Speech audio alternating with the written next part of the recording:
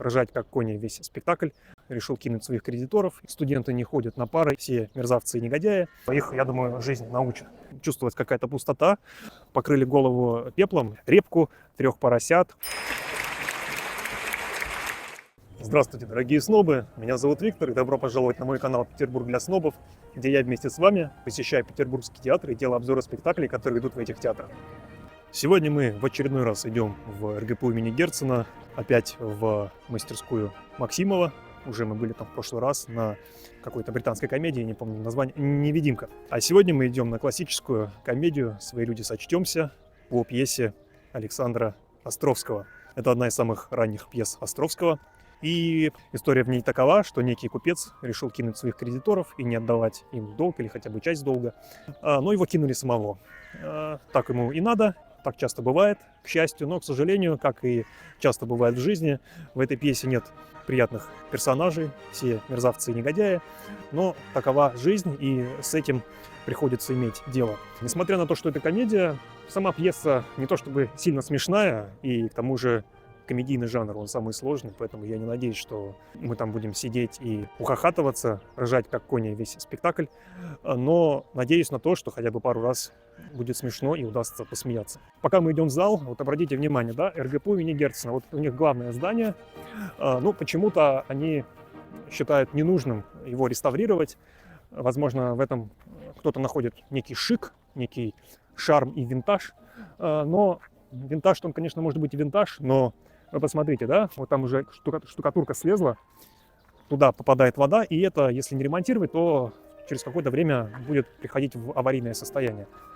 Что у вас, средств нету? То есть денег у вас не хватает? Деньги у нас есть, средств у нас хватает, у нас кое-чего другого не хватает. Тем не менее, здесь, конечно, чувствуется история, здесь такой островок тишины и спокойствия в самом центре Петербурга. Конечно, пока студенты не ходят на пары и с пар. И в целом очень красиво. Но вот это вот, ну извините, ну это вообще никуда не годится.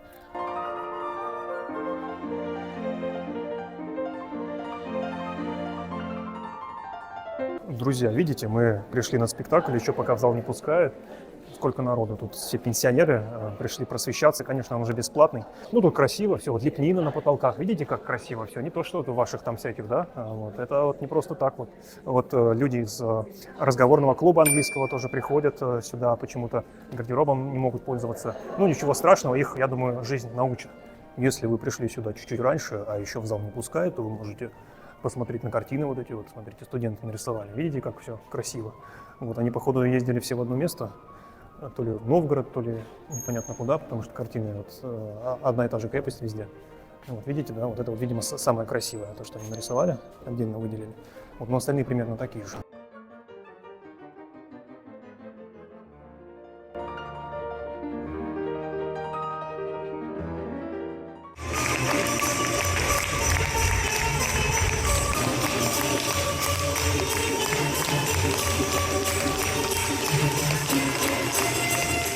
Друзья, закончился спектакль «Свои люди сочтемся».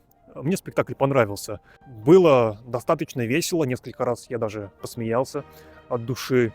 Был сохранен классический антураж, декорации. Вот моему оператору декорации не понравились, а я считаю, что они вполне были хорошо сделаны. Единственное, что мне хотелось что-то поставить с левой стороны, как-то в левой стороне сцены чувствовалась какая-то пустота.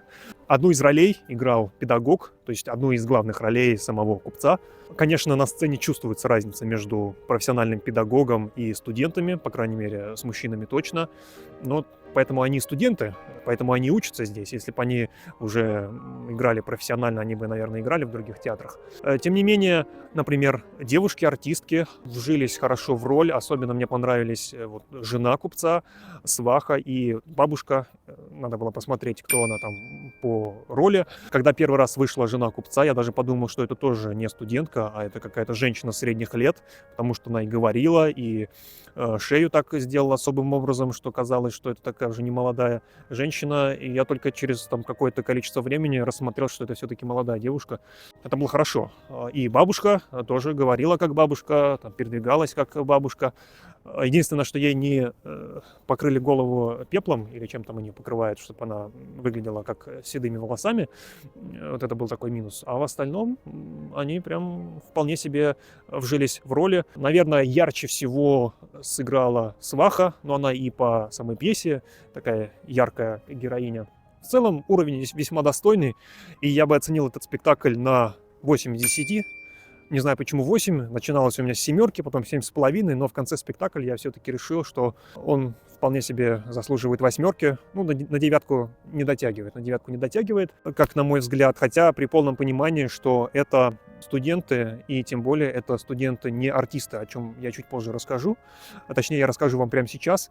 Удалось пообщаться как раз со студентами этой мастерской, и они пояснили, что у них специальность не артист театра. У них специальность педагог театрального искусства или что-то такое. То есть после окончания обучения они могут, например, работать в детских садах или в школах и ставить с детишками репку, 3 поросят, курочку рябу и так далее. Если они, конечно, захотят быть режиссерами в каком-нибудь почтенном петербургском театре и ставить там Гамлета, ставить Чехова, ну, в смысле, допустим, 3 сестер, то им надо пройти какое-то обучение и, скорее всего, провести какую-то социальную стратегему, дабы иметь возможность попасть на такую роль, чтобы в почтенном петербургском театре ставить Гамлета. И руководитель их студии, Максимов, я, к сожалению, забыл его имя, отчество, лично ко мне обратился, лично у меня попросил, точнее, предложил, чтобы я рассказал вам об этой программе. То есть педагог театрального искусства или что-то в этом роде. Здесь будет точное название этой программы. И он предложил рассказать вам и порекомендовать эту программу. К сожалению, я об этой программе узнал 3 часа назад. Я вам не могу ее ни рекомендовать, ни отговаривать от нее, поскольку мне не с чем сравнить. Я не очень понимаю, что она значит. Но, тем не менее, я вам о ней сообщаю, и если вам эта тема интересна или кому-то из ваших знакомых, то обязательно о ней расскажите. Как я уже говорил в предыдущих видео, что уровень в целом актерской подготовки в РГПУ по другим мастерским высокий и не уступает уровню подготовки в РГИСе. Единственное, что минусом очевидным для меня спектакля было то, что некоторые реплики я не понимал. На слух не удавалось вообще разобрать слова. Видимо, это сказывается все-таки недостаток подготовки актерской. И в некоторых моментах я даже не мог догадаться, какие слова там были произнесены. Это вот такой вот минус, за который, собственно, и оценка была общая снижена. Но в целом уровень достойный, поэтому если еще такой спектакль будет проводиться в РГПУ или в каких-то других местах, в чем я, честно говоря, сомневаюсь, то рекомендую вам его посетить. Итак, друзья, если вам мое видео понравилось, то поставьте лайк, напишите комментарий, может быть, вы тоже видели этот спектакль или другие спектакли этой мастерской, напишите ваши впечатления и подпишитесь на канал, если еще этого не сделали. На этом я с вами не прощаюсь, я говорю до скорых встреч и до новых спектаклей. А что я хотел говорить-то? Я забыл. Итак, все заново сейчас. Не, мне какая-то шутка была на этот счет. Там идет циферки, да, тикают. Сняли.